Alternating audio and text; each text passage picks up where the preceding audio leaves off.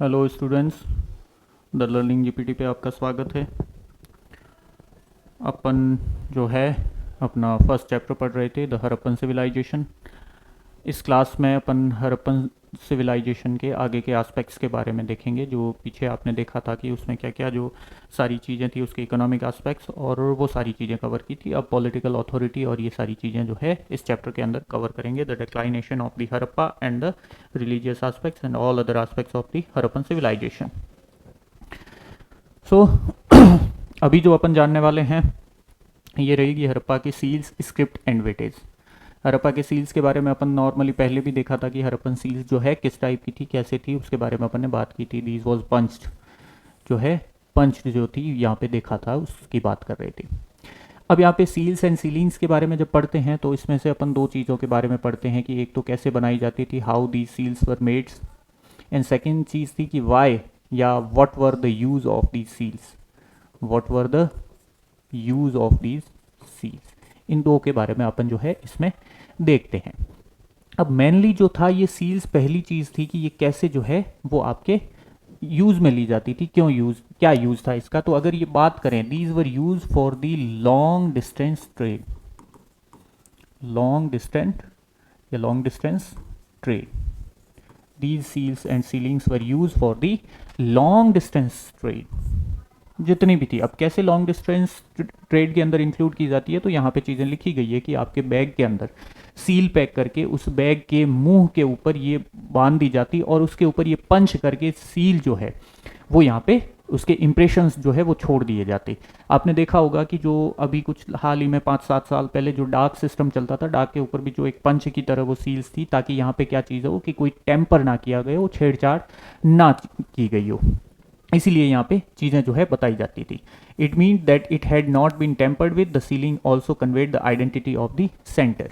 तो यहाँ पे दो चीज़ें जो है, अगर सील सही सलामत पहुँच रही है तो यहाँ पे दो चीज़ें जो है वो पेश की जाती थी। पहली चीज़ क्या थी कि अगर वो सही सलामत पहुँच रही है, it means it had not been tampered off, not been tampered off. Tampered off का मतलब होता है छेड़छाड़ नहीं हो रखी हो उसके साथ वो seal. Tempered with, not of, tempered with, उसकी जो है अपन बात करते हैं। दूसरी चीज, this also conveyed, this also conveyed the identity of the sender, identity of the sender. Sender की आइडेंटिटी भी यहाँ पे सेंड साथ में की जाती थी, उसके बारे में भी जो है ये सील्स जो है शो करती थी। तो आपने देखा होगा कि अब यहाँ पे पूछा जा सकता है, ये आपके नहीं लिखा गया है कि how these seals were made, आपके यहाँ पे यही बताया गया what were the use of this seals या what were the characteristics of the seals and sealing of the Harappan civilisation, उसके बारे में जो है अभी अपने बात की। अगली चीज आती है हड़प्पन स्क्रिप्ट के बारे में पढ़ते हैं। हड़प्पन स्क्रिप्ट के बारे में, जिसमें पहला characteristic, what were the characteristics of the Harappan script, characteristics की बात की जाती है। Characteristics of the Harappan script, जिसके अंदर पहला कैरेक्टरिस्टिक्स ही आपके दे रखा है, an enigmatic script. An enigmatic, enigmatic का मतलब होता है रहस्यमयी, एनिग्मेटिक स्क्रिप्ट। अब ये रहस्यमयी कैसे थी, उसी के बारे में कई बार इसी लाइन से जो है क्वेश्चंस जो है वो बन के आता है कि how Harappan script was an enigmatic script, explain.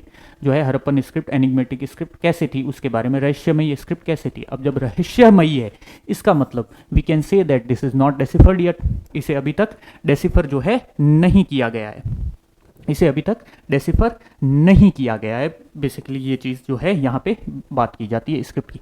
अब बात ये आती है कि इस स्क्रिप्ट के अंदर कैसे जो है आपके अल्फ़ाबेट्स है वो यूज़ किए गए। यहाँ पे जो जितने भी चीज़ें हैं, जितने भी जो राइटिंग सेगमेंट देखते हैं हड़प्पन सिविलाइजेशन के, उसमें हिस्टोरियन का ये मानना है कि भैया probably the writing of the Harappan civilisation containing the name and title of the owner, जो भी जो लिखवा रहा है, जो चीज़ें कुछ भी कर रहा है, क्योंकि इस पर जनरली क्या देखा गया अदर सिविलाइजेशंस में कि जिन्होंने जो भी कुछ भी लिखवाया है, कुछ भी चीज़ें छोड़ी है, चाहे इंस्क्रिप्शन हो, चाहे आपकी सील्स हो, चाहे आपके ऑर्नामेंट्स, कहाँ पे भी जाके जो रिटर्न सेगमेंट अवेलेबल करवाया है उसके अंदर जिन लिखवाने वाले का नाम और उनके टाइटल्स को जरूर यहाँ पे चीज़ें जो है वो देखी गई है, क्योंकि हड़प्पन जो स्क्रिप्ट है मेनली हड़प्पन सील्स के ऊपर ही मिली है। तो सील्स के ऊपर बेसिकली टाइटल और ओनर का ही नाम जो है वो लिखा जाता था, जो पर्टिकुलरली हो सकता है कि कोई मीनिंग जो है वो कन्वे कर रहा हो। इसके बाद इसके जो कैरेक्टरिस्टिक्स देखें हैं कि मोस्ट इंस्क्रिप्शंस जो है वो आपके सॉर्ट है, जो ज़्यादातर इंस्क्रिप्शंस जो सॉर्ट है, और जो लॉन्गेस्ट इंस्क्रिप्शंस है वो 626 साइंस जो है वो यहाँ पे इंक्लूड कर रहा है। Most of the inscriptions are short, but एक लॉन्गेस्ट मिल रहा है, बट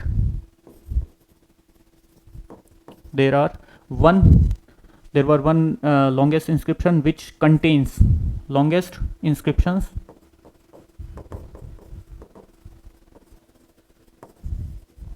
contains 26 letters। उसके ऊपर 26 जो लेटर्स है वो यहाँ पे इंक्लूड किए गए हैं, उनकी जो है वो बात की गई है। 26 साइंस। अब यहाँ पे नॉट लेटर्स, एक चीज़ यहाँ पे देखनी ज़रूरी है, not letters were use in this script, there were signs were used in this script. It means this is an pictographic script. Pictographic script मतलब जहाँ पे साइंस यूज़ किए जाते हैं, जैसे अपन ने मेसोपोटामियन सिविलाइजेशन की बात की थी, जहाँ पे सबसे पहले जो स्क्रिप्ट थी वो पिक्टोग्राफिक स्क्रिप्ट के अंदर ही यहाँ पे चीज़ें जो है वो डेवलप हुई थी। अगर टोटल साइंस की बात करें यहाँ पे कि इस पूरी की पूरी जो स्क्रिप्ट की बात करें, इसमें पूरे टोटल साइंस जो यूज़ किए गए थे अप्रॉक्सीमेटली 375 to 400 के अप्रॉक्सीमेट जो है टोटल साइंस यूज़ किए गए हैं। अब एक चीज़ और इसका कैरेक्टरिस्टिक था कि it was written from the right to left, जैसे आज की उर्दू लिखी जाती है राइट टू लेफ्ट, बाकी वाली जितनी भी लैंग्वेजेज अगर देखें तो these were written from the left to right, but this language was written from the right to left. यहाँ पे जो है वो देखे जा सकते हैं। अब इसको कैसे कह सकते हैं कि अपन जो है राइट टू लेफ्ट लिखी जा सकती है, क्योंकि अगर हम यहाँ से लेफ्ट टू राइट जैसे कोई भी चीज़ लिख रहे हैं तो यहाँ पे आप देखोगे कि कहीं ना कहीं बीच में जो है गैप पीछे छोड़ा जा रहा है। तो वैसे ही यहाँ पे इस तरफ से जब लिखना शुरू करते हैं तो यहाँ पे ये आधी लाइन छोड़ दी, यहाँ पे लंबी चली गई, यहाँ पे आधी, तो इससे हिस्टोरियन ये शो कर रहे हैं कि भैया maybe this was written from the right to left. इसके अलावा यहाँ पे जो है बहुत सारी राइटिंग सेगमेंट जो है बहुत जगह से मिला है, जैसे ये जितने भी चीज़ें लिखी गई है जहाँ से हड़प्पन जो आर्टिफैक्ट्स जो है वो मिल रहे हैं उन सब के ऊपर यहाँ पे ये राइटिंग सेगमेंट लिखा है, चाहे टेराकोटा टेबलेट्स हो, ज्वेलरी हो, बोन रोड्स हो, या फिर आपके सील्स हो, कॉपर टूल्स हो, उन सब के ऊपर ये रिटर्न जो है स्क्रिप्ट जो है इसकी लिखी हुई अपन देख सकते हैं। इसकी जो है वो यहाँ पे बात की गई है। तो आपको स्क्रिप्ट के बारे में समझ में आ गया, सील्स के बारे में समझ में आ गया। अब अपन आगे देखते हैं, वो अगर पढ़ें तो वेटेज सिस्टम के बारे में पढ़ते हैं, the Harappan weightage system. Weightage system में दो चीज़ें जो है मेनली देखते हैं, how these weightage system were made, या व्हाट वर द स्टोन या what was the stone which were use to make for the weightage system, and second was what were the basis of the weightage system. These are the two segments which includes in the weightage system of the Harappan system। तो इसके अंदर अपन ने दो चीज़ें देखते हैं कि weightage system के अंदर मेनली दो चीज़ें इंक्लूड की जाती है कि कौन सा जो है स्टोन यूज़ किया जाता था इसमें मेनली, और सेकंड वन थी कि ये किस बेस पे था, इसका क्या बेस था, कैसे जो है इसके वेटेज जो है वो डिसाइड किए जाते थे। तो पहली चीज़, it was made by the stone called chert. Chert stone से बनाए जाते थे, पहली चीज यहाँ पे यही इंक्लूड की जाती है। This was made of a stone called chert and generally cubical. इनके जो है शेप भी यहाँ पे लिखे गए हैं, which were the main shape of these weightage system. Generally these were generally in the form of cubicle,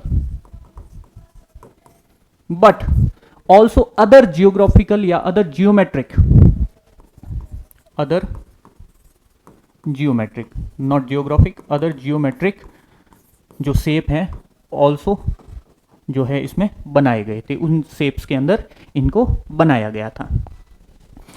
अगली बात करते हैं कि जो बेस जो था, अपन बेस की बात कर रहे थे, what were the base of the weightage system, जिसमें आपका एक लोअर बेस था, लोअर वेटेज सिस्टम था, और दूसरा था higher weightage system. Lower weightage system तो जा which were based on binary, which were based on binary. Binary का मतलब ये होता है कि आपके जो टोटल एक तरीके से अंक जो होते हैं उनके बेस्ड, और जो हायर मार्क्स होते हैं, हायर के अंदर आपके पूरे डेसिमल बेस्ड थे कि किसी भी चीज़ के प्रोपोर्शन में उसके जो है माप बढ़ते जा रहे थे, डेसिमल बेस्ड। एक तो बाइनरी बेस्ड और ये आपका जो है बाइनरी बेस्ड था लोअर वेटेज सिस्टम। अब बात ये कही जाती है कि what were the use of the lower denominations. Lower denominations का क्या यहाँ पे यूज था, और दूसरा हायर डिनोमिनेशन। डिनोमिनेशन वही वेटेज सिस्टम की बात कर रहा है। तो लोअर डिनोमिनेशंस का क्या होता है, जैसे आज के टाइम में भी जो लोअर वेटेज है वो मेनली जो प्रीशियस थिंग होती है, it was used for the precious goods. जितने भी उस टाइम के प्रीशियस गुड्स थे उनमें मेनली इनको यूज किया जाता था। जो लोअर डिनोमिनेशंस थे, लोअर वेटेज सिस्टम था, और हायर बेसिकली जितना भी और अदर वेटेज सिस्टम था उसके लिए यहाँ पे यूज किया जाता था। ये पूरा का पूरा जो है अपन ने इस टॉपिक के बारे में देखा अभी, Harappan seals script and the weightage के बारे में। अगली चीज अपन बात करें हड़प्पन आपके जो पॉलिटिकल अथॉरिटी के बारे में, कि हाउ और सेंट्रलाइज अथॉरिटी थी कि आपकी जो डिसेंट्रलाइज अथॉरिटी थी, इसके बारे में जो है हड़प्पन सोसाइटी कैसे कंट्रोल होती थी उसके बारे में जो है अपन चर्चा करेंगे। ये पूरा का पूरा टॉपिक जो है डिस्कस कर रहा है कि एंशिएंट अथॉरिटी के अंदर की हड़प्पन सेगमेंट के अंदर जो भी आर्टिफैक्ट्स अपने को मिल रहे हैं, जितनी भी सिटीज़ अपने देखी है, चाहे वो मोहनजोदारो हो, चाहे कालीबंगा हो, चाहे चनूद्र हो, लोथल, धौलावीरा, जो भी सिटीज़ देख रहे हैं, उन सब सिटीज़ के अंदर सेम यहाँ पे सिमिलैरिटी देखी गई है। Similarity in the cities. अब ये सिटीज़ के अंदर सिमिलैरिटी कैसे, चाहे अपन ने वेटेज सिस्टम पढ़ा तो ये एक जैसा वेटेज सिस्टम मिला थ्रू आउट दी सिविलाइजेशन। जितनी भी यहाँ पे अपन एग्जांपल्स देख रहे हैं सिटीज़ के, उनमें चाहे आपके ब्रिक्स का देख रहे हैं, स्टैंडर्डाइज रेशियो जो ब्रिक्स का देखने को मिल रहा है, सील्स चाहे देख लें या और भी जो भी चीज़ें देखें, उनमें कहीं ना कहीं यूनिफॉर्मिटी मिली है। चाहे वो कश्मीर के किसी प्लेसेस से मिल रहे हो, चाहे अफगानिस्तान वाले किसी प्लेस से मिल रहे हो, चाहे आपके राजस्थान, गुजरात, किसी भी प्लेस से जो वो सिटी है वो देखने को मिल रही है, उन सब के अंदर सिमिलैरिटी देखने को मिल रही है। अब हिस्टोरियन जब ये चीज़ देखते हैं तब उनके अंदर ये क्वेश्चन आता है कि हु ऑर्गेनाइज दीज एक्टिविटीज। जब इतनी सारी चीज़ों में यहाँ पे मेसिव लेवल पे पूरी तरीके से यहाँ पे क्या चीज़ थी, सिमिलैरिटी थी, तो इस चीज़ को ऑर्गेनाइज कौन करता था, हु ऑर्गेनाइज दीज एक्टिविटीज। जितनी भी एक्टिविटीज अपन देख रहे हैं उनको ऑर्गेनाइज कौन कर रहे थे, इसके बारे में जब हिस्टोरियन डिस्कस करते हैं तो उनको पॉलिटिकल अथॉरिटी के बारे में चर्चा करते हैं। हु कंट्रोल्स, अब यहाँ पे हु कंट्रोल्स, पहली चीज़ who controls the whole civilisation, इसके पॉलिटिकल सिस्टम कह लो, पॉलिटिकल सिस्टम कह लो, या फिर आपका एक टॉपिक यहाँ पे आया ही है एंशिएंट अथॉरिटी या हड़प्पन अथॉरिटी। आपको कुछ भी कीवर्ड ये क्वेश्चंस के अंदर मिलेंगे, इसी क्वेश्चंस के बेस पे आप आंसर लिखोगे क्या क्या जो है यहाँ पे होता था। तो यहाँ पे हिस्टोरियन के द्वारा 3 थ्योरीज जो है वो यहाँ पे लिखी जाती है। अब वो 3 थ्योरीज कौन सी है कि अगर अपन बाकी सारी चीज़ों से या कुछ भी और चीज़ें जो देखें उन चीज़ों के बेस पे, सारी चीज़ें जो अदर आर्टिफैक्ट्स जो कवर करें उनके बेस पे हिस्टोरियन में 3 थ्योरीज जो है वो बिलीव करते हैं। कौन कौन सी 3 थ्योरीज? पहली चीज़ जो आर्कियोलॉजिस्ट वो देखते हैं, एक तो यहाँ पे एक स्टोन का जो स्टेचू मिला है, जो आप ये स्टेचू देख रहे हो पास में, which is called the priest king, which is called the priest king. ऐसा एक स्टेचू मिला है, नंबर 1 थिंग या नंबर 1 थ्योरी। स्टेचू जो मिला है, इसी स्टेचू को देखते हुए हड़प्पन पीपल ने या आर्कियोलॉजिस्ट ने ये माना है कि this was similar to the priest king, priest king. अब ये प्रीएस्ट किंग का कॉन्सेप्ट इन्होंने निकाला किस बेस पे? भैया इन्हें तो स्टेचू मिला लेकिन नाम इन्होंने प्रीएस्ट किंग दिया। अब ये स्टेचू इन्होंने इसलिए दिया क्योंकि इन्हें पूरी तरीके से पता था, दे आर फेमिलायर्ड, दे आर फेमिलायर्ड। क्या चीज कह रहे हैं? They were familiar with the Mesopotamian civilisation, with the Mesopotamian civilisation and its history,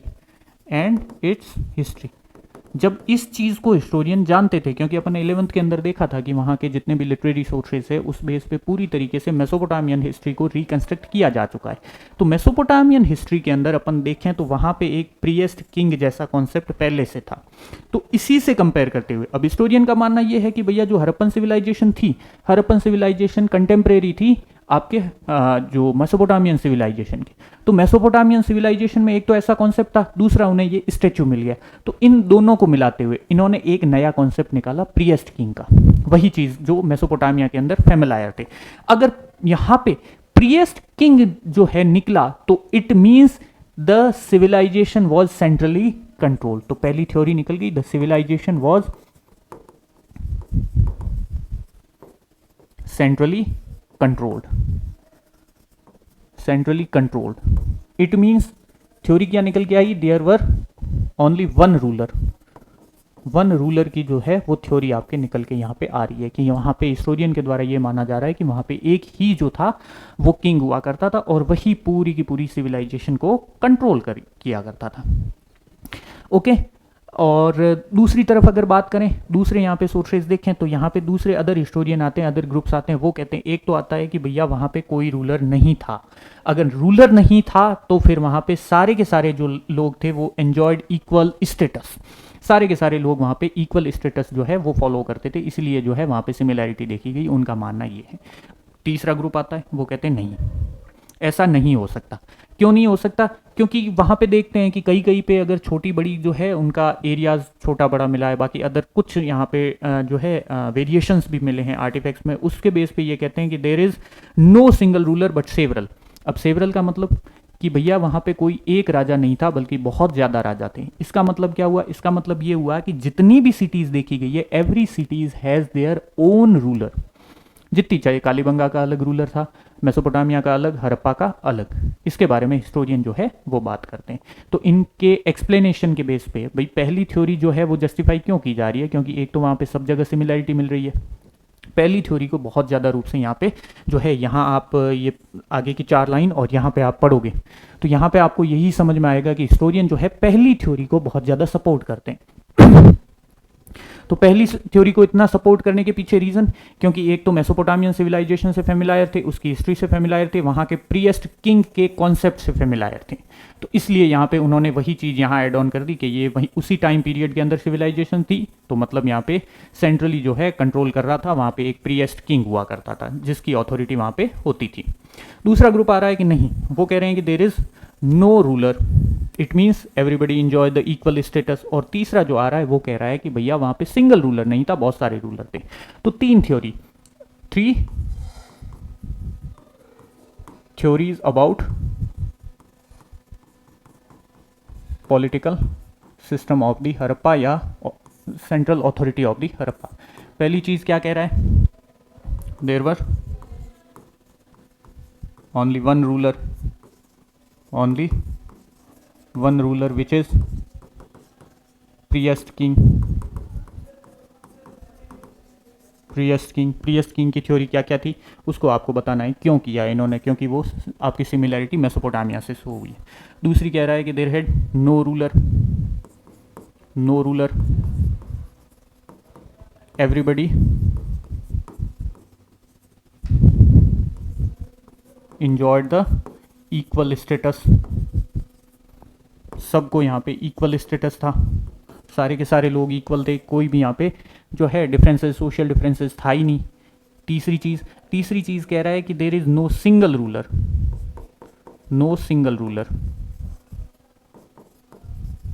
but several ruler, no single ruler but several, इसकी जो है वो बात की जा रही है कि सिंगल रूलर नहीं था, सेवरल था, हर एक सिटी का अपना अपना जो है वो रूलर था, उसके बारे में जो है वो बात की गई। अब आपने इस टॉपिक के अंदर पूरी पॉलिटिकल अथॉरिटी के बारे में क्या क्या हिस्टोरियन के व्यू थे उसके बारे में पढ़ा। अगले टॉपिक में जो है अपन बात करेंगे the end of the civilisation का एंड कैसे हुआ जी। ये पूरी की पूरी हड़प्पन सिविलाइजेशन यहाँ देखते हैं, उस पूरी सिविलाइजेशन के अंदर कैसे जो है डिक्लाइनिंग फेज जो है वो आया है। तो इसके अंदर आप देखते हो कि 2 चीज़ें जो है वो अपन में पढ़ेंगे कि पहली चीज़ रीज़न ऑफ द डिक्लाइनेशन या end of the civilisation, the reason of the end of the civilisation और the reason of the decline of the civilisation, एक तो ये पढ़ेंगे।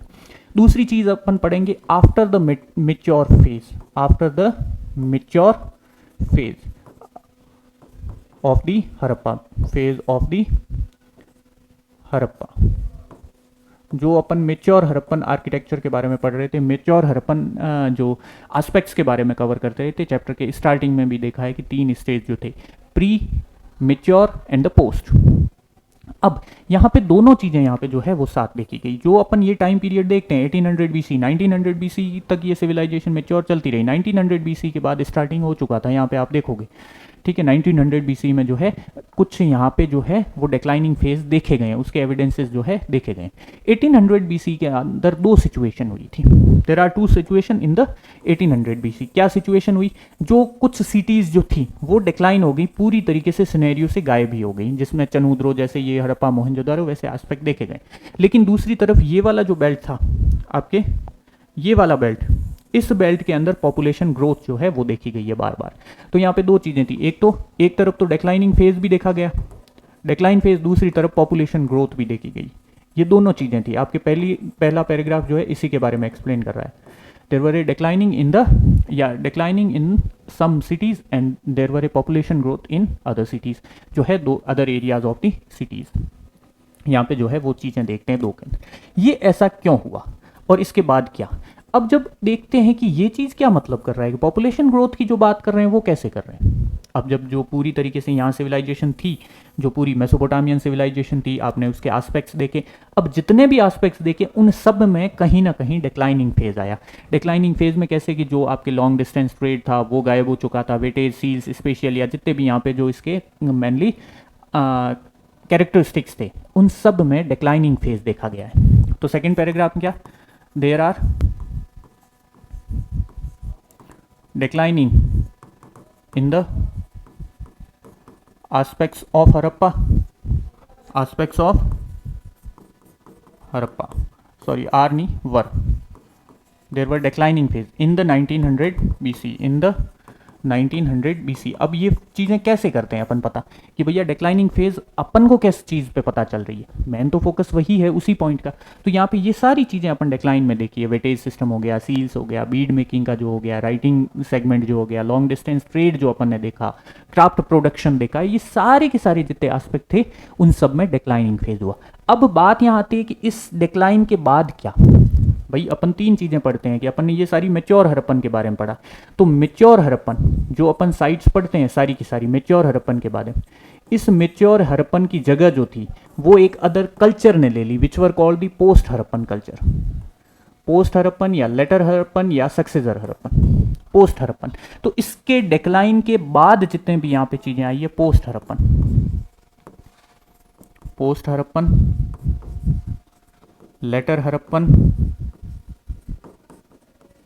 या आपके सक्सेसर हड़प्पन, इन नामों से इनको जो है वो जाना जाता है।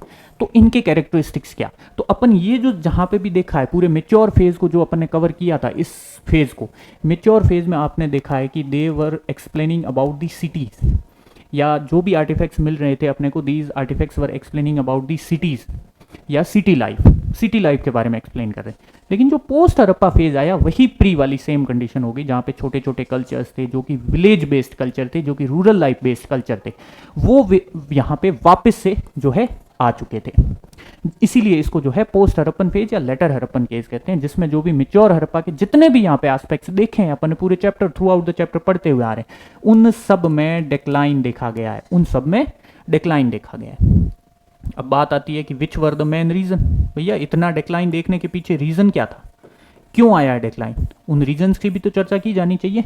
तो ये रीजंस जो बात करते हैं उन रीजंस में हर एक हिस्टोरियन अलग अलग रीजन के बारे में एक्सप्लेन करता है, जिसमें जो भी क्लाइमेटिक चेंज को बताता है, डिफॉरेस्टेशन को बताता है। डिफॉरेस्टेशन मीन्स फॉरेस्ट को काट दिया गया, वहाँ पे जो फॉरेस्ट एरियाज थे उसकी वजह से जो प्रॉब्लम क्रिएट हुई है, फ्लड्स की वजह से हुई है, जितने भी एरियाज थे वो शिफ्ट हो गए हैं एक जगह से, जो रिवर्स थी वो भी शिफ्ट हो गई है, उनके एरिया उनका जो फ्लोन एरिया था उसमें चेंजेस आ गए हैं, वो सारी की सारी चीज़ें जो है इन वजह से कहीं ना कहीं एनवायरमेंटल जितने भी चेंज आए हैं उन एनवायरमेंटल चेंजेस की वजह से ही ये डिक्लाइन हुआ है। उसके बारे में जो है अपन ने चर्चा की। ये पूरा का पूरा जो है आपका टॉपिक था। इसी रीजंस की वजह से जो है पूरी सिविलाइजेशन जो है आपके डिक्लाइन हो गई। तो इसमें अपन ने पढ़ा कि पहली चीज़ आफ्टर 1800 क्या क्या चीज़ें हुई। एक तरफ तो जहाँ डिक्लाइनिंग फेज आया मेच्योर हड़प्पन में, दूसरी तरफ पोस्ट जो अपन हड़प्पन देखते हैं या लेटर हड़प्पन जो देखते हैं वो यहाँ पे क्रिएट हुआ। लेटर हड़प्पन के कैरेक्टरिस्टिक्स देखें, पूरी तरीके से विलेज लाइफ बेस्ड थे, और मेच्योर हड़प्पन के अपन पूरे चैप्टर में डिस्कस करते हुए आ ही रहे हैं। और जो सेकेंड लास्ट और लास्ट पैराग्राफ जो है, these were explaining about the decline of the Harappa. यहाँ पे जो है आप इस चीज़ के अंदर देख सकते हो कि कैसे एक यहाँ पे रीज़न को एक्सप्लेन किया है कि इन्वेजन के भी यहाँ पे एविडेंसेस जो है वो देखे गए, किसी बाहरी अटैक के। इन्वेजन का मतलब बाहरी अटैक के भी यहाँ पे एविडेंसेस जो है वो देखे गए हैं। जिन एविडेंसेस को अगर देखें तो बहुत सारे यहाँ पे एक बहुत मेसिव लेवल पे जो है बोन्स मिली है। इन बोन्स के बेस पे ये स्केल्टन बोन्स वगैरह एक तरीके से एक ही जगह पे जब ज़्यादातर मात्रा में मिलती है तो आर्कियोजीनियोलॉजिस्ट जो होते हैं उनके द्वारा जब स्टडी की गई तो उनके द्वारा ये कहा जा सकता है कि यहाँ पे पूरी तरीके से किसी ने अटैक किया होगा, तभी मेसिव लेवल पे किलिंग्स जो है वो हुई थी, और एक जगह पे इतनी बोन्स और ह्यूमन बोन्स स्केल्टन वगैरह जो सारी चीज़ें जो है अपने को देखने को मिलती है। इसको मानने वाले कौन? जॉन मार्शल हो गया आपके, ठीक है, व्हीलर भी हो गया, जो GF डेल्स आया, इन सब ने इस थ्योरी को माना है। इस सब ने इस थ्योरी को माना है, इन्वेजन की थ्योरी को प्रूव करने की कहीं ना कहीं कोशिश की है। ठीक है, ये सारे के सारे आपके रीजंस जो थे वो डिक्लाइन के रीजंस थे। अब बात आती है कि how this Harappan civilisation was discovered, कैसे जो है इस सिविलाइजेशन की डिस्कवरी हुई थी। ये पूरी की पूरी जो सिविलाइजेशन देखते हैं उसके बारे में कैसे जो है आज के टाइम में पता चला है, उसके बारे में जो चाहे चर्चा करते हैं। अब यहाँ पे एक सिर्फ और सिर्फ एक इंसिडेंट नहीं था कि सिर्फ और सिर्फ हड़प्पन सिविलाइजेशन के बारे में पता चल गया। अपन हड़प्पन सिविलाइजेशन के बारे में आज भी उस चीज़ की कहीं ना कहीं स्टडी करने की कोशिश कर रहे हैं, लगातार उसके कॉन्टेक्स्ट में जो है वो बने हुए हैं और उसे पढ़ने की कोशिश कर रहे हैं। जिसमें अगर बात की जाए तो सबसे पहले कनिंघम से ही स्टार्ट होती है। कनिंघम जो था सबसे पहले ASI का यहाँ पे हेड था, ASI इसी ने बनाया था। ASI का नाम है आर्कियोलॉजिकल सर्वे ऑफ इंडिया। जो भी अपने यहाँ आर्कियोलॉजिकल एविडेंसेस मिलते हैं, जो भी एग्जीक्यूशंस के ड्यूरिंग जितने भी आर्टिफैक्ट्स मिलते हैं, उन आर्टिफैक्ट्स की स्टडी करने का काम इस डिपार्टमेंट का है। और इस ASI को बनाने का काम भी इसी कनिंघम ने किया था, उसी ने सबसे पहले इसको एस्टैब्लिश किया था, और यही सबसे पहला जो था first director general of the ASI, first director general of the ASI। तो कनिंघम के अंदर दो चीज़ें जो है अपन पढ़ते हैं, एक तो who was Cunningham, number 1 thing, दूसरी चीज़ what were the role, his role in the Harappan discovery, in the Harappan discovery, इसकी चर्चा करते हैं। अब कौन था ASI का हेड, ASI का director general, DG of ASI, DG of ASI, ASI का हेड था। इसी ने सबसे पहले जो है हड़प्पा के आर्टिफैक्ट्स की स्टडी करने की कोशिश की थी। अब ये था कब? He was in the 19th century. ये स्पेशल सेंचुरी मेंशन करना बहुत ज़रूरी है। क्यों करना, अभी इसका डिस्कस जो है वो अपन करेंगे। He was the director general, he was the first director general of the ASI in the 19th century, in the 19th century, okay, and he was the first who tried to study about the artifacts of the Harappan. यहाँ पे दो facts जो हैं वो इसके बारे में ध्यान रखने, कनिंघम के बारे में। अब सेकेंड चीज़ आती है कि what is the role of the Cunningham in the Harappan discovery, क्या रोल था। अब यहाँ पे हड़प्पन के जितने आर्टिफैक्ट्स थे वो सामने लाने का काम इसने ज़रूर किया था, लेकिन डिस्कवरी के अंदर इसका अगर रोल माना जाए वो इतना नहीं था। कैसे नहीं था? अब ये यहाँ पे हड़प्पा की एक जो सील्स थी, जो आपके पास में फोटो दे रखा है, ये हड़प्पा की सील्स किसी ने लाके कनिंघम को दी। अब कनिंघम ने इसकी स्टडी शुरू की। अब 19th सेंचुरी के अंदर, ये ध्यान रखना, 19th सेंचुरी के अंदर एक फिक्स्ड ट्रेंड था। फिक्स्ड ट्रेंड कैसे था? Fixed trend about the study of the history.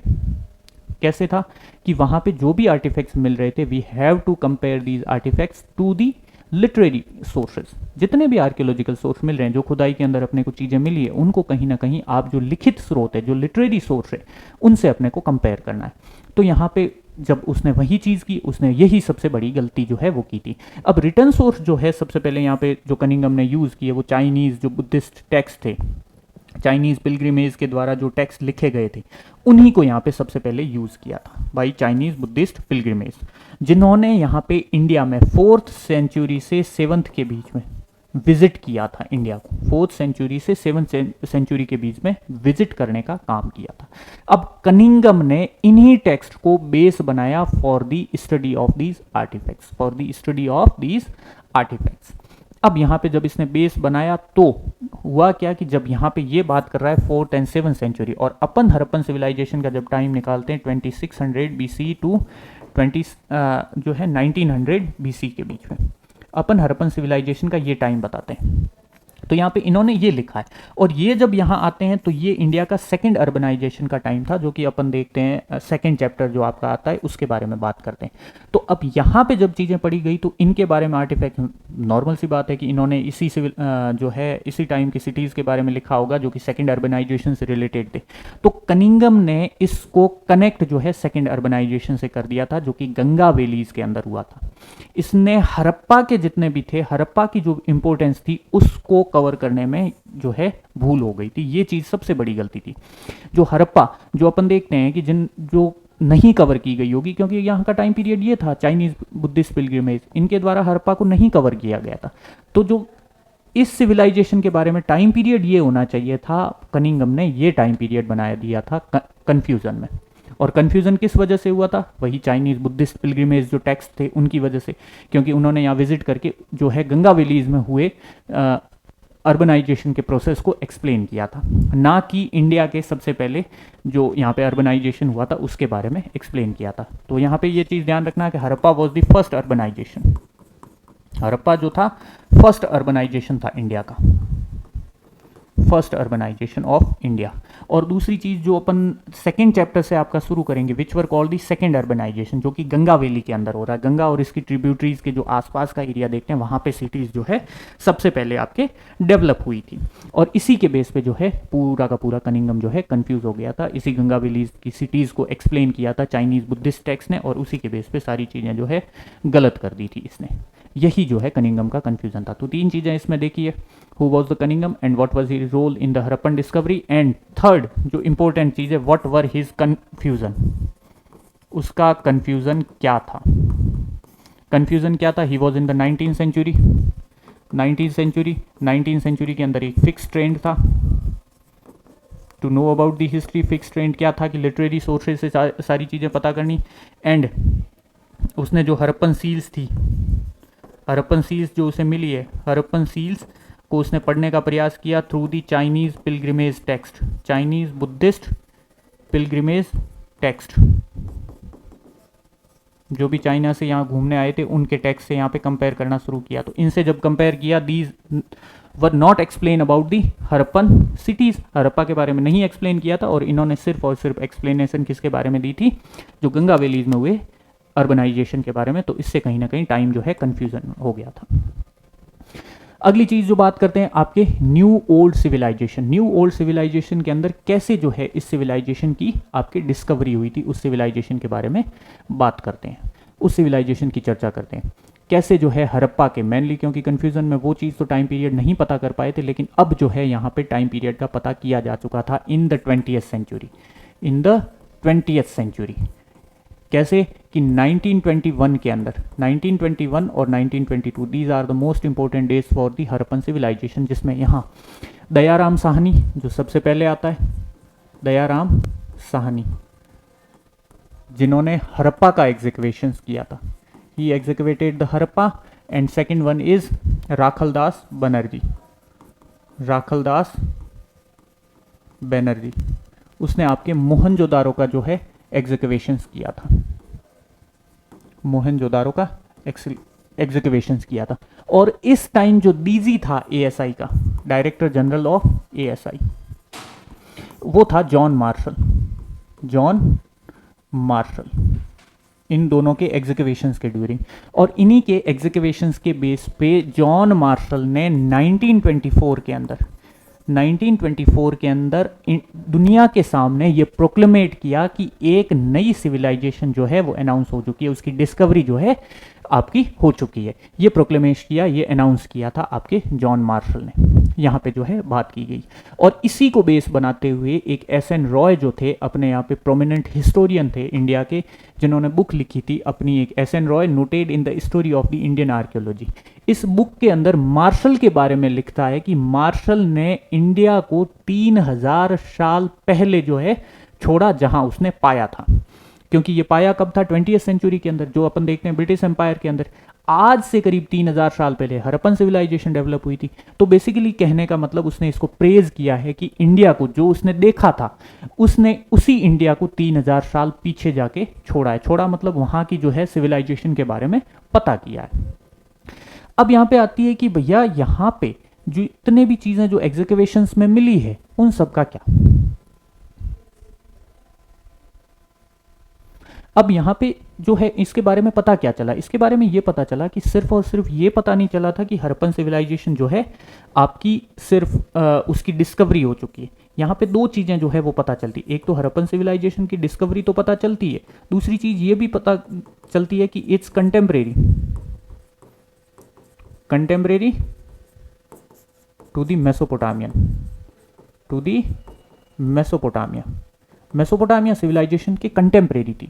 उसके बाद या पहले नहीं, उसके साथ ही उसी टाइम पीरियड के दौरान डेवलप हुई थी। अब इसने डिस्कवरी की कैसे थी? अब जो जॉन मार्शल था, जॉन मार्शल का पास्ट बड़ा जो है इंटरेस्टिंग था, क्योंकि उसने पास्ट के अंदर जो आपकी ग्रीस और क्रीट के अंदर जितना भी उसने एक्सपीरियंस लिया था फ्रॉम दी आर्कियोलॉजिकल एग्जीक्यूशन, जितना भी उसने प्रोफेशनल आर्कियोलॉजिस्ट के रूप में एक्सपीरियंस लिया था, उसने यहाँ इंडिया के अंदर अप्लाई किया।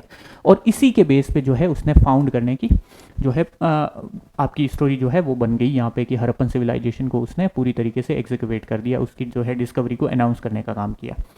क्योंकि कनिंगम इतना ज़्यादा उसके आर्कियोलॉजिकल का नॉलेज था नहीं, वो कहीं ना कहीं लिटरेरी सोर्सेज से ही सब कुछ पता करने की कोशिश कर रहा था। लेकिन यहाँ पे जॉन मार्शल ने ये सॉल्व आउट कर लिया कि जितने भी आर्टिफैक्ट्स मिले हैं उन आर्टिफैक्ट्स को कंपेयर कर लिया था। उसका जो प्री नॉलेज जो था, जहाँ उसने ग्रीस और क्रीट की सिविलाइजेशन से जो लिया था, फील्ड एक्सपीरियंस जो लिया था, उसी के बेस में यहाँ पे कंपेरिजन करते हुए सारी चीज़ें कर ली। अब प्रॉब्लम ये आती है कि बट जॉन मार्शल ने पूरी तरीके से एग्जीक्यूट करने में बड़ी प्रॉब्लम क्रिएट की थी यहाँ पे हड़प्पा के अंदर। ठीक है, उस प्रॉब्लम की यहाँ पे चर्चा की गई है, the problem of the executions of the Harappa during the problem of execution. एक प्रॉब्लम इसके सामने जरूर आई, वो यहाँ पे प्रॉब्लम क्रिएट की थी खुद ने। वो कैसे की? इससे पहले ये बॉक्स देखो।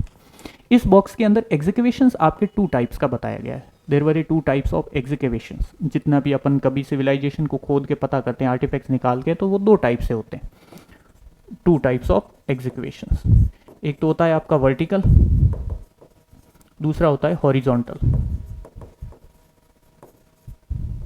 ठीक है, वर्टिकल में वो होता है कि जिस तरीके से एक होलो करके, एक तरीके से जमीन में होल करके डिग किया जाता है कि एक छोटे से सरफेस के अंदर एक लंबा कुएं की तरह खोद दो, वो हो गया वर्टिकल। हॉरिजॉन्टल किसी लेयर बाय लेयर हटाना, जैसे आपके ये हॉरिजॉन्टल का यहाँ पे एक्सप्लेन दिया गया, फोटो जो है वो दिया गया। किसी एक लेयर को यहाँ से हटा के इसमें जितने आर्टिफैक्ट्स ऊपर मिले हैं उन सब की पहले चर्चा की जाएगी, उनमें क्या क्या मिले हैं क्या नहीं मिले। दूसरी ये कर दी जाएगी, फिर इनकी चर्चा की बात की जाएगी। तो these are the 2 types of executions. Executions के 2 टाइप है, वर्टिकल और हॉरिजॉन्टल। इस वर्टिकल में सिर्फ टाइम पीरियड पता किया जाता है किसी सिविलाइजेशन का कि क्या टाइम पीरियड रहा होगा। क्यों? क्योंकि ये स्मॉल एरिया से एग्जीक्यूट कर रहा है, इतनी सी जगह से, यहाँ से आर्टिफैक्ट ही कम मिलेंगे। और हॉरिजॉन्टल में जितने भी आर्टिफैक्ट्स है सारे ही कवर कर लेंगे। तो सारे कवर करेंगे तो वहां पे सारे ही एस्पेक्ट्स जो है अपन पता कर पाएंगे। यही यहाँ पे दिक्कत रह गई थी कि जॉन मार्शल ने जितने भी यहाँ पे, अब जितने भी यहाँ पे हॉरिजॉन्टल के लेवल लेयर्स जो निकल रही है, ये 2nd लेयर, ये 3rd, ये 4th, ये 5th, ये जो अलग अलग लेयर्स देख रहे हो जो लाइनों के बीच में, ये अलग अलग लेयर्स अलग अलग टाइम को यहाँ पे रिप्रेजेंट करती है। सारी एक टाइम में नहीं की जाएगी, ये आपने एक में मान ली, ये एक में, ये एक में, नहीं। इन सब का अलग अलग टाइम पीरियड रहेगा। ये नई होगी, ये उससे थोड़ी पुरानी, ये उससे थोड़ी पुरानी, जैसे जैसे आप अंदर जाओगे पुरानी होती जाएगी। और सबसे जो नीचे रहेगी वो ओल्डेस्ट रहेगी। ये अपन इसमें लेयर्स की बात करते हैं। अब यहाँ पे इसने क्या किया कि जितनी भी लेयर्स यहाँ पे निकली है उन सब को यूनिफॉर्मिटी में रख लिया कि जितनी यहाँ पे देख लें कि अलोंग रेगुलर हॉरिजॉन्टल यूनिट्स जितनी भी यहाँ पे निकली है उनको uniformly throughout the mounds, ignoring the stratigraphy of the sites. उसने क्या किया, प्रॉब्लम क्या क्रिएट की है? He included all the layer, all the stratigraphic layer into the one time period, one time period, ignore the stratigraphic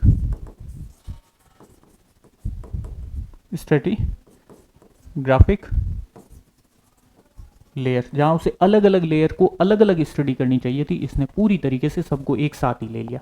सभी यहाँ पे पूरी तरीके से जो यहाँ पे इसने प्रॉब्लम क्रिएट कर दी थी पूरी तरीके से। इसी प्रॉब्लम का जो सॉल्यूशन रहेगा वो बाद में जॉन मार्शल के द्वारा, सॉरी मार्टिमर व्हीलर के द्वारा किया जाएगा। मार्टिमर व्हीलर ही जो आएगा, जो एक तो यहाँ पे क्या करेगा कि पूरी तरीके से स्ट्रेटिग्राफिक जो भी लेयर है उस सब को, स्ट्रेटिग्राफिक लेयर को स्टडी करेगा। एक तो ये करने का काम जो है वो पूरी करेगा कि to follow the stratigraphic of the mound rather than dig mechanically along uniform horizontal line. जो यूनिफॉर्मली उसने किया था वो गलती इसने नहीं की।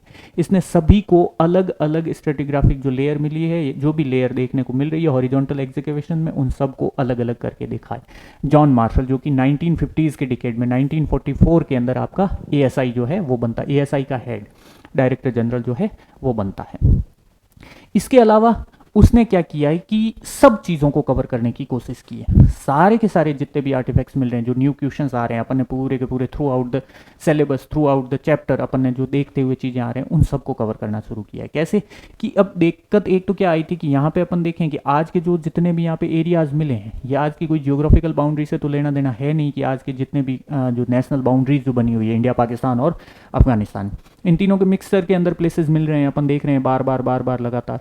तब इन सब को यहाँ पे पूरी तरीके से एग्जीक्यूट और ये सब करना शुरू किया गया।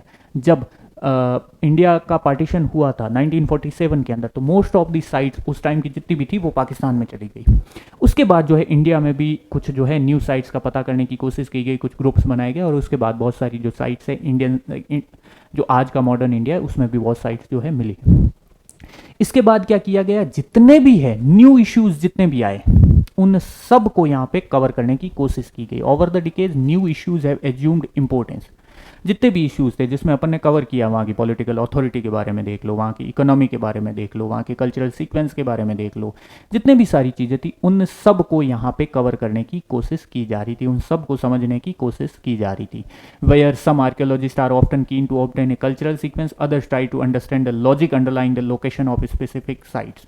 स्पेसिफिक साइट्स के अंदर वो क्यों हुए, कुछ यहाँ पे कल्चरल सीक्वेंस का पता कर रहे हैं, कुछ यहाँ पे जो है इसकी लोकेशन का पता कर रहे हैं, कुछ जो है आपके इसके वेल्थ ऑफ द आर्टिफैक्ट्स जो है उनको फिगर आउट करने की कोशिश कर रहे हैं, उनका क्या फंक्शन रहा होगा, उनके में क्या मटेरियल यूज किया होगा, इन सब एस्पेक्ट्स को कवर किया गया।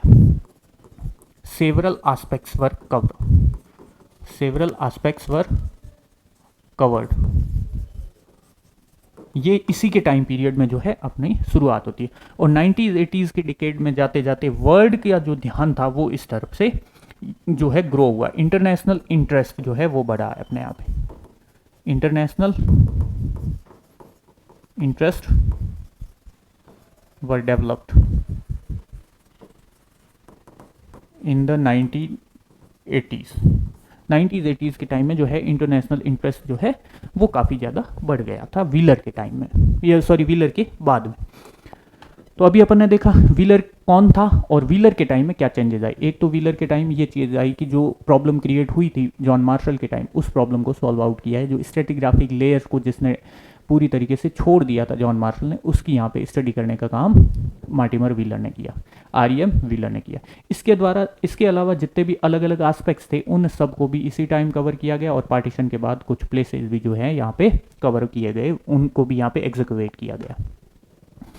अगली चीज़, जो प्रॉब्लम क्या है, जितने भी यहाँ पे पास्ट के आर्टिफैक्ट्स मिल रहे हैं, जितने भी यहाँ पे जो अपन देख रहे हैं कि आर्टिफैक्ट्स मिले हो चाहे लिटरेरी सोर्सेज मिले हो, उन सबको देखते हुए अपन कैसे रिकंस्ट्रक्ट करें चीज़ों को, उसके लिए क्या क्या प्रॉब्लम आ रही है उसकी बात करते हैं। अब यहाँ पे सारी चीज़ें जो है अपने को बहुत सारे लेवल पे मिली है। यहाँ पे मटेरियल अच्छा खासा मिला है, उनसे बने हुए आर्टिफैक्ट्स मिले हैं, चाहे पॉटरी हो, टूल्स हो, ऑर्नामेंट, हाउस होल्ड ऑब्जेक्ट्स, बहुत सारी चीज़ें जो है वो देखने को मिली है। अब इन चीज़ों का क्या, अब वो कैसे पता की जा रही है, उन सब के बारे में जो है अपने को ध्यान में रखनी है, उन सब को यहाँ पे एक्सप्लेन करना है। अब बात आती है कि जो भी आर्टिफैक्ट्स अपने को मिल रहे हैं, जो भी आर्कियोलॉजिकल सोर्सेज यहाँ पे मिल रहे हैं, यहाँ पे सिर्फ अंडरस्टैंडिंग दी गई, इतना ज़्यादा घबराने की ज़रूरत है नहीं। यहाँ पे आपको मेनली चीज़ देखनी है कि कैसे जो है जितने भी आर्टिफैक्ट्स जो है मिले हैं एग्जीक्यूशंस के ड्यूरिंग, उनको कैसे क्लासिफाई किया जाता है, what were the basis of the classify, base for the classification, base for the classification of the artefacts which were found. अब ये कहीं से भी हो सकते हैं, ये कहीं से भी निकले, ये हड़प्पा की बात नहीं कर रहे हैं, अलग अलग जहाँ पे भी आप, चाहे गंगा वैलीज की सिटीज़ देख लो, चाहे आप मिडिवल टाइम पीरियड के देख लो, चाहे मॉडर्न के भी आस्पेक्ट्स कुछ भी जो है आर्टिफैक्ट्स मिल रहे हैं, उन सबको फाउंड करने का तरीका क्या है हिस्टोरियंस का।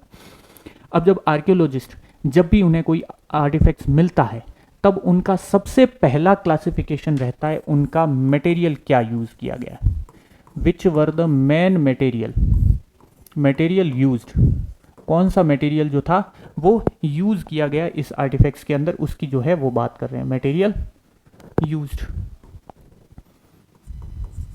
मटेरियल यूज्ड, उस कौन सा मटेरियल मेनली यूज़ किया गया, वो स्टोन है कि क्ले है कि मटेरियल है, सॉरी वो मेटल है कि कौन कौन से, classification on the terms of material. पहली चीज़ ये रहेगी जो कि बहुत ही सिंपल प्रिंसिपल है, मटेरियल का पता करना कोई बड़ी बात नहीं है।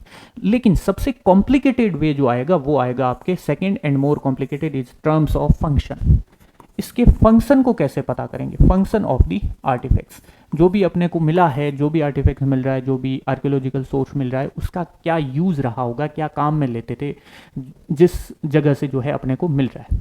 अब जब उसका पता करना है तो उसको अलग अलग जो है वो यहाँ पे तरीके अपनाए जाएंगे, क्योंकि क्या चीज़ें मिल रही है अपन उससे फेमिलायर है नहीं, ओल्ड आर्टिफैक्ट्स है, तो कैसे अपन चीज़ें देखेंगे, कुछ भी देखने से चीज़ें तो पता नहीं चलेगी वो किस लिए यूज़ की जाती है, तो उसको कहीं ना कहीं अलग अलग चीज़ों से पता करने की कोशिश की जाएगी कि भैया क्या जो है वो चीज़ें करेंगे, किस लिए इसका फंक्शन जो है होता था। मेनली चीज़ें these were compared, these were compared to the modern artefact, जो आज के मॉडर्न टाइम से जितने भी आर्टिफैक्ट्स थे उसको कंपेयर करेंगे। क्या ऐसा कोई आर्टिफैक्ट आज के टाइम में मिल रहा है, अगर मिल रहा है तो उसका क्या जो है कैसे बना है, क्या नहीं बना है, और उसका आज के टाइम में क्या यूज़ है। मे भी ये रहा होगा कि उसका यूज़ उस टाइम में भी यही किया गया होगा, जैसा कि अपन ने पहले पढ़ा था क्वांस के बारे में, जो सिलबट्टे थे उसके बारे में अपन ने पहले सोर्सेज के बारे में बात की थी। तो पहली चीज़ तो क्या पता किया जा रहा है, with resemblance with present day things, जो है कंपेयर किया जाएगा इस चीज़ों को आज के मॉडर्न टाइम से जो है यहाँ पे मिल रही है। दूसरी चीज इसके कॉन्टेक्स्ट को पता किया जाएगा, context, where these were found, कहाँ से मिला है उसको पता करने की कोशिश की जा रही है। जो भी आपके एरिया है पर्टिकुलर जिसका एग्जीक्यूशंस किया गया, उस एग्जीक्यूशंस एरिया में कहाँ से ये मिला है, क्या वो हाउस होल्ड एरिया से मिला है, चाहे आपके, या फिर कहीं पे investigating the context in which it was found it in a house, on a drain, in a grave, in a kiln, कहाँ से मिल रहा है, किस जगह से मिल रहा है, उस जगह की बड़ी इंपॉर्टेंस होती है। क्या घर से मिला है किसी, या किसी आपके जो है वाटर टैंक वगैरह ड्रेनेज है उसमें से मिला है, या कब्र से मिला है, ग्रेव से मिला है, कहाँ से मिला है, उसी कॉन्टेक्स्ट को देखते हुए पता करेंगे कि मे बी अब उसी चीज़ से कहीं ना कहीं यहाँ पे रिलेशन एस्टेब्लिश जो है वो किया जाएगा। Investigating the context in which it was found, secondary thing.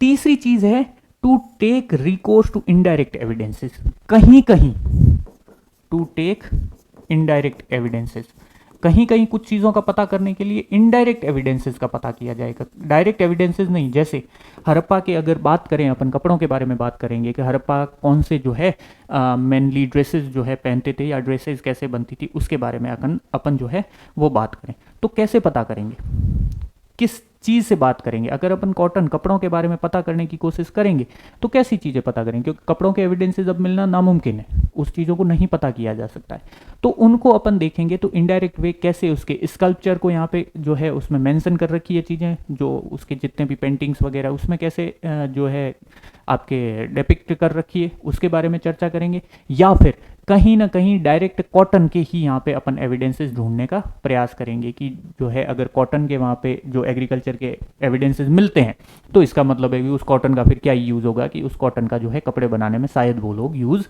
करते होंगे। तो ऐसे कुछ इनडायरेक्ट वेज भी जो होंगे वो यहाँ पे डेवलप करेंगे। इसके अलावा जो आपके आर्कियोलॉजिस्ट जो फ्रेम ऑफ रेफरेंस भी यहाँ पे एक्सप्लेन करने की, डेवलप करने की कोशिश जो है वो करेंगे। जैसे जो आपके कैसे to develop frames of references, frame of references. कैसे रेफरेंसेस डेवलप करेंगे, फ्रेम्स इसके लिए। तो इसका अगर अपन देखेंगे चीज़ें, to develops frames of reference, जैसे अपन ने बात की कि जॉन मार्शल ने एग्जीक्यूट करके हड़प्पन सिविलाइजेशन के बारे में अनाउंस कर लिया था कि ये सिविलाइजेशन जो है इसकी डिस्कवरी अनाउंस हो चुकी है। उससे पहले अपन देखें कनिंघम। अब बात ये आती है क्या कनिंघम का रेफरेंस ले लें कि उसने, नहीं, वो तो पहले ही गलत हो चुका था, डिस्कार्डेड हो गई उसकी थ्योरी। अब जॉन मार्शल ने किसी भी प्लेस का यहाँ पे डिस्कवरी कर ली है, तो उस डिस्कवरी के बाद, या फिर जैसे दयाराम साहनी ने 1921 के अंदर हड़प्पा की डिस्कवरी की थी, उसी का रेफरेंस ले लिया, उसके बारे में सब कुछ स्टडी कर ली। अब जब 1922 के अंदर मोहनजोदारो की जो है डिस्कवरी हुई, अब क्या मोहनजोदारो की वापस उसी प्रोसेस से गुजरेंगे जैसे हड़प्पा से किया गया था डिस्कवरी के लिए? नहीं, हड़प्पा के हर एक आर्टिफैक्ट्स के बारे में स्टडी की गई, बट मोहनजोदारो के आर्टिफैक्ट्स की सिमिलरिटी हड़प्पा से कर दी डायरेक्टली, तो उन्हें कहीं एक जगह से रेफरेंस मिल गया, तो इसी रेफरेंस को जब आपस में कंपेयर किया तो उन्हें यहाँ पे चीज़ें जो है क्लासिफाइड कर लिया, आर्टिफैक्ट्स को, और पता लगा लिया गया। अब बात करते हैं प्रॉब्लम्स ऑफ द इंटरप्रिटेशन, आपका लास्ट टॉपिक है ये। इसमें अपन जो है प्रॉब्लम्स ऑफ इंटरप्रिटेशंस के बारे में बात करेंगे, जो कि इनकी रिलीजियस लाइफ को जो है एक्सप्लेन किया जाएगा। Religious life of the Harappa, उसकी रिलीजियस लाइफ का जो है जिक्र किया जाएगा।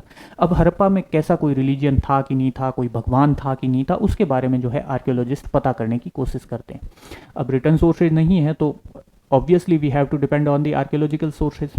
ठीक है, तो आपका क्वेश्चन ही ऐसे होता है कि हाउ हड़प्पन या how archaeologist reconstruct the Harappan religious life, Harappan religious life को कैसे रिकंस्ट्रक्ट कर रहे हैं आर्कियोलॉजिस्ट। तो पहली लाइन आंसर की यही है कि archaeologist have to depend on the archaeological sources to reconstruct the religious practices of Harappa, जो कि यहाँ पे आपका क्वेश्चन है, विच वर एक्सप्लेन, आपका इन्वर्टेड कॉमाज में बंद करके एक्सप्लेन के बारे में जो है पूछा जा सकता है। अब जो इसमें आती है चीज़ें कि जितने भी रिटर्न सोर्सेज नहीं है तो यहाँ पे आर्कियोलॉजिकल सोर्सेज में जितने भी अनयूजुअल अनफेमिलियर चीज़ें जितनी मिली हैं इनको, उन सब को इन्होंने कहीं ना कहीं कि जितने certain objects which seemed unusual और unfamiliar may have had a religious significance, historian ने ये कह दिया कि जो भी अनयूजुअल और अनफेमिलियर आर्टिफैक्ट्स मिले हैं उन सब का कहीं ना कहीं रिलीजियस सिग्निफिकेंस था। कैसे था? अब यही एक क्वेश्चन है कि how archaeologist thought that certain objects which seemed unusual और unfamiliar may have had a religious significance in the Harappan civilisation, explain. कैसे था? तो अगर ये अनफेमिलियर ऐसे था कि जितनी चीज़ें अपन देखने को मिल रहे हैं, जितने स्टेचूज इन्हें देखने को मिल रहे हैं, उन सब की बात करेंगे तो उन्होंने कहीं ना कहीं उनका रिलीजियस लाइफ या रिलीजियस पर्सपेक्टिव देखने की कोशिश की है, जिसमें पहला उन्हें एक ये फिगराइन मिला है, जिसमें क्या चीज़ है कि टेराकोटा का फिगराइन है, टेराकोटा जो कि एक क्ले हुआ करती थी। इस फिगराइन में वुमेन ज्वेल्ड है, ज्वेलरी पहनी हुई है, और उसका हेड ड्रेस है, ये देखते हो आप यहाँ पे हेड के ऊपर पूरी तरीके से कुछ मुकुट पहना हुआ, और यहाँ पे ये जो है आपकी ज्वेलरी जो है ये पहनी हुई। अब इस बेस को इन्होंने इसका नाम दे दिया क्या? Mother goddess. क्या नाम दे दिया? मदर गॉडेस, हिस्टोरियन ने, कि जो भी अनयूजुअल आर्टिफैक्ट, जैसे ये इन्हें पहले अनआइडेंटिफाइड आर्टिफैक्ट था, इनके लिए अनफेमिलियर आर्टिफैक्ट्स था, जैसा पहले इन्होंने कभी देखा ही नहीं था ऐसा कुछ चीज़, तो जब ऐसी चीज़ मिली है तो उन्होंने मे भी ये चीज़ कर दी कि this is a this had a religious significance, इसलिए इसका नाम दे दिया इन्होंने मदर गॉडेस। दूसरी चीज़ अपन ने वही चीज़ जहाँ पे पॉलिटिकल अथॉरिटी में पड़ी थी, उसका जो फोटो दे रखा था वैसा एक स्टैचू मिला है, जो कि बिल्कुल स्टैंडर्डाइज पोस्टर के अंदर बैठा है और उसका एक हाथ घुटने पे है, जो एक साधु की तरह बैठा है, तो उसका नाम हिस्टोरियन ने दूसरा क्या दे दिया? प्रियस्ट किंग। प्रियस्ट किंग, तो उसको एक्सप्लेन करना है आपके। पहली चीज़ आपके मदर गॉडेस की बात की गई है, मदर गॉडेस कैसा स्टैचू मिला, इस स्टैचू को एक्सप्लेन करो। दूसरा प्रियस्ट किंग जो वहाँ फोटो दे रखा था उसको एक्सप्लेन करो। इसके अलावा बहुत सारे ऐसे और स्ट्रक्चर थे जो अलग अलग स्थलों से मिले हैं, अलग अलग जो है एरियाज से मिले हैं। जैसे अपन ने बात की थी ग्रेट बाथ की मोहनजोदारो के अंदर, ग्रेट बाथ की बात की थी मोहनजोदारो के अंदर, और दूसरी चीज़ फायर अल्टर्स की बात की थी, फायर अल्टर्स जो कालीबंगा और आपके लोथल से मिले। तो तीसरी चीज़ great bath had also religious significance in Harappan civilisation, great bath from Mohenjodaro, इसका भी रिलीजियस सिग्निफिकेंस बताने की कोशिश की है। फोर्थ आपका जो फायर अल्टर्स मिले हैं, जो यज्ञ वेदिकाएं मिली है, फायर अल्टर्स जो कि कहाँ से मिले? फ्रॉम कालीबंगा एंड लोथल, इन जगहों से ये सारे जो है चीज़ें मिली है, इनका रिलीजियस सिग्निफिकेंस जो है बताया गया।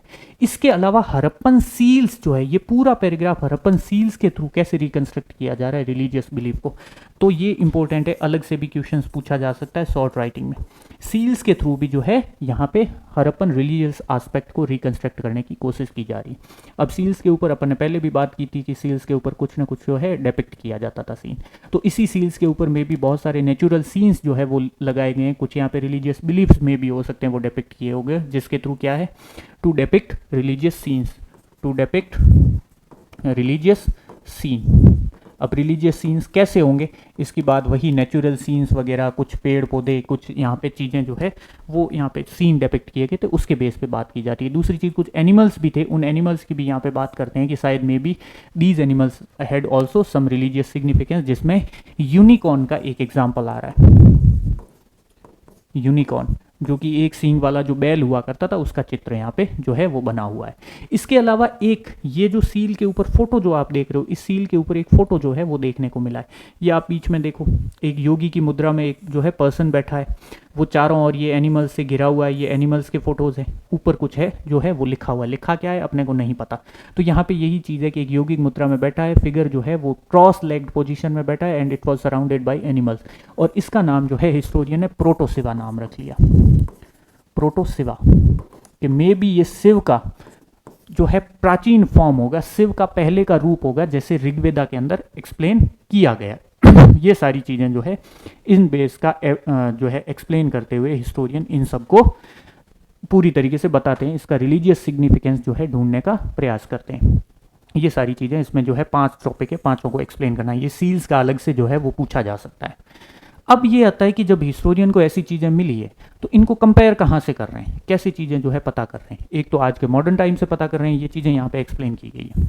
आज के मॉडर्न टाइम से पता करने की कोशिश की जा रही है कि भैया कैसे क्या चीज़ें जो है वो कवर की गई है, क्या ऐसा कोई आज के टाइम में मिल रहा है। जब नहीं मिल रहा है तो चीज़ें पास्ट में कहीं ना कहीं, जैसे हड़प्पा के बाद और आज से पहले, मॉडर्न से पहले, इस टाइम पीरियड के बीच का जो गैप है, इसमें कहीं ना कहीं पता करने की कोशिश करेंगे। जैसे यहाँ पे ये देखो कि जो रिलीजियस टाइम था, प्रोटोसिवा का जो कनेक्शंस था, वो ऋग्वेदिक टाइम पीरियड से लिया गया, जो कि 1000 BC to Rigvedic time period, जिसका टाइम पीरियड था 1500 BC टू 1000 BC। इस पीरियड में ऋग्वेदिक था, और इसमें ऋग्वेद के अंदर अपने शिव को एक्सप्लेन किया गया है, शिव को एक्सप्लेन किया गया। तो ऋग्वेदा से पहले थी यहाँ पे जो हड़प्पन सिविलाइजेशन थी, क्योंकि इसका टाइम पीरियड देखो 2600 BC, 2600 BC इसमें पहले आता है। तो 2600 BC के अंदर हड़प्पन सिविलाइजेशन डेवलप हुई थी। तो कहा यह जा रहा है कि ये शिव का पहले का रूप था, तो इसीलिए हिस्टोरियन ने इसको क्या नाम दे दिया, प्रोटोसिवा। जॉन मार्शल ने इसको क्या नाम दे दिया, प्रोटोसिवा जो है नाम एक्सप्लेन कर रही है। यहाँ पे रुद्र नाम से शिव का एक्सप्लेन हुआ था, रुद्र। तो इसी से चीज़ें जो है कंपेयर करते हुए हिस्टोरियन ये इसके रिलीजियस एस्पेक्ट को जो है पता करने की कोशिश कर रहे हैं। ओके, तो ये आपका चैप्टर था। इसके अलावा एक जो है आपके समन्स एक्सप्लेन किया गया। वर्ड समन्स जो वो लोग होते थे जो कि मैजिकल पावर्स के जरिए ये दावा करते हैं कि भैया कम्युनिकेट कर रहे हैं आपके अदर वर्ल्ड के साथ। एक गाँवों के अंदर भी आज भी कई सारी ऐसी प्रथाएं चली जा रही है। अब वो पता नहीं है चीज़ें कि क्या इसे सुपरस्टिशंस या जो भी कहें कि फ्रॉड कहें, क्या कहें, नहीं कहा जा सकता, लेकिन ये कहा जा रहा है कि समन्स ऐसे होते हैं जो मैन या वुमेन जो मैजिकल पावर्स के जरिए दूसरे वर्ल्ड के साथ, जो आपके नरक स्वर्ग जहाँ पे जाके की जो डेड बॉडीज़ है उनके साथ कम्युनिकेट एस्टेब्लिश करने की कोशिश करते हैं, उसे समन्स कहते हैं। So this was your chapter. पूरी तरीके से चैप्टर अपना कवर हो चुका है। हमने हड़प्पा के हर एक एस्पेक्ट्स को कवर करते हुए चीज़ें जो है पढ़ी, उन सब को अच्छे से पढ़ने का प्रयास किया। और अगर फिर भी आपका कोई डाउट रहा हो तो कमेंट सेक्शन के अंदर प्लीज़ बता दीजिएगा, आपके उसको सॉल्व आउट करवाने की कोशिश की जाएगी। तो थैंक यू गाइस, मिलते हैं अपनी नेक्स्ट क्लास में नेक्स्ट चैप्टर के साथ। Thank you.